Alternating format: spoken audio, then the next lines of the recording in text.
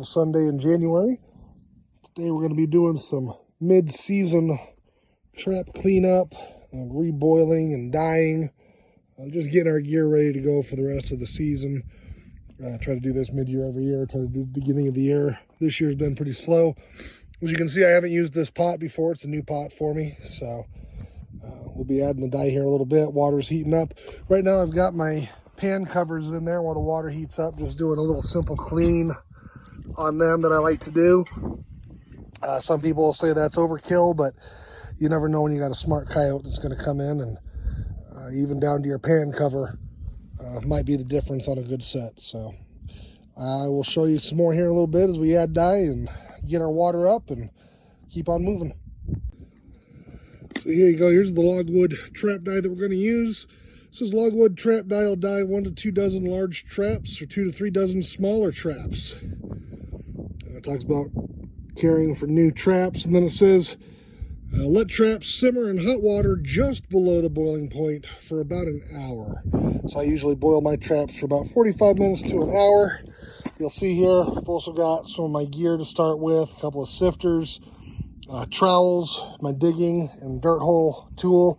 That'll get dipped and flipped, so it'll get 45 minutes on one end, and then I'll flip it around and do the other end for another 45 minutes. I'll clean up both ends of that trowel or on that digging tool there.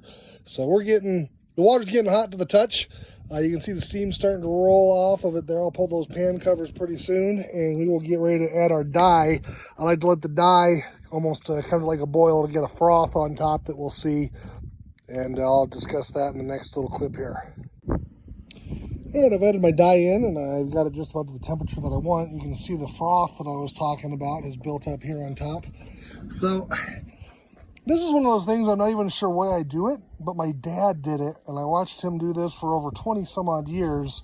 Is he always just kind of took a stick and he would come in and just kind of take this froth and he would work on getting it out of the tub, at least some of it. It always kind of rebuilds as you're boiling because more stuff comes off your traps and builds up on top on this top layer. But in fact, one of his boiling pots had a spout that had all run out on the side. You could just push it out. He built it specially for this, just to get rid of this crust on top. So just something that I do because he did, and he's the man that taught me what I know. So I boil my traps in clutches of 3, but we're going to get started with this equipment right here. We'll see you in a bit.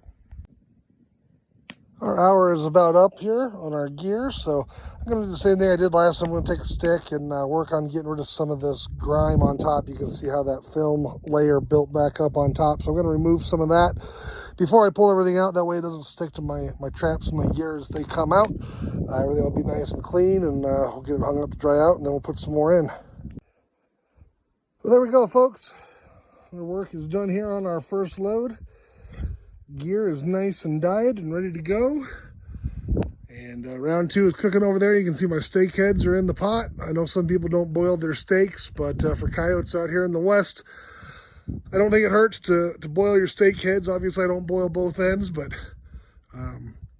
that top end is going to be closest to the ground to where the coyote can smell it. I go ahead and boil those. So might be overkill, might not. To each their own, but that's how I do things. Have a great day, everybody.